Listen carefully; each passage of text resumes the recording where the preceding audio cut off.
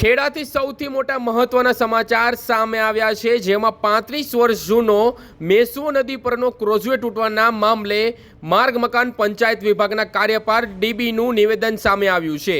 સ્થાનિક દ્વારા માર્ગ મકાન પંચાયત વિભાગને મરામત માટે ત્યારે રજૂઆત કરવામાં આવી હતી, ત્યારે આરએનબી પંચાયત વિભાગ અધિકારીએ ક્રોઝવે મામલે સ્પષ્ટતા કરી છે અને ધરાશયી થયેલા ક્રોઝવે પર અધિકારીઓએ પણ નિરીક્ષણ કર્યું છે। ક્રોઝવેનો નવો કરાર સરકાર દ્વારા આગામી સમયની અંદર 6 કરોડનું ટેન્ડર મંજૂર કરવામાં આવ્યું હતું। જોકે ક્રોઝવે ધરાશયી થયા બાદ હવે રાજ્ય સરકારે આ મામલે 10 કરોડનું ટેન્ડર બહાર પાડ્યું છે। આ ક્રોઝવે સંપૂર્ણ તોડી તેની મેજર બ્રિજ માટે નવી કામગીરી હાથ ધરવામાં આવશે।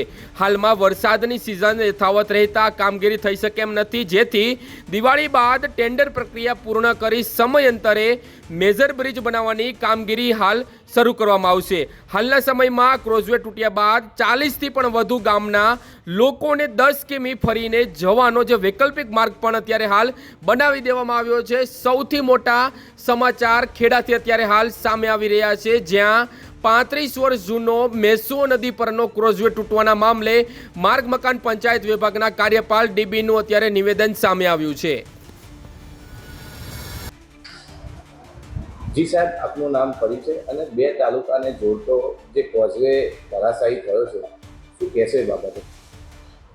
બીબી હળપતિ, કાર્યપાલક ઇજનેર, આરએનબી પંચાયત ડિવિઝન નડિયાદ।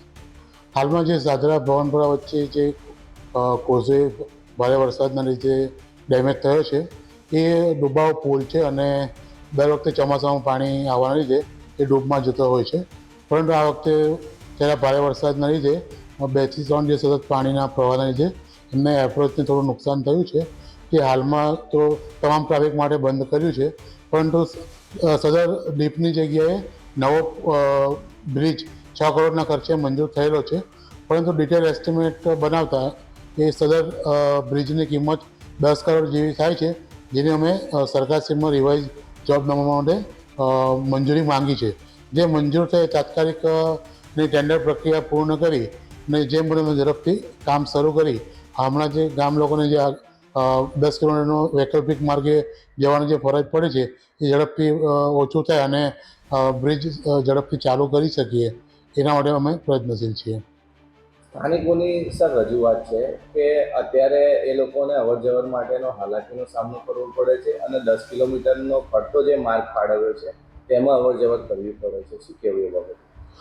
હમણાં તો વૈકલ્પિક માર્ગ તરીકે હમણાં 10 કરોડનો માર્ગ આપ્યો છે, જ્યાંથી દરેક વાહનો જઈ શકે। પરંતુ જો વરસાદ ઓછો થાય અને ચોમાસું પૂર્ણ થયા પછી જો એમાં રિપેરિંગ થઈ શકતું હોય તો ઝડપથી અમે નાના વાહનો માટે ચાલુ કરી શકીએ, એ અમે શક્યતા ચકાસી લઈશું। હાલમાં શું પ્રક્રિયા ત્યાં કામગીરી કરવામાં આવી છે? હાલમાં સદર બ્રિજને જે 6 કરોડનો જોબ નંબર મળ્યો હતો એને ડિટેલ એસ્ટિમેટ બનાવી 10 કરોડનો રિવાઇઝ જોબનામા માટે સરકારશ્રીમાં દરખાસ્ત કરેલી છે।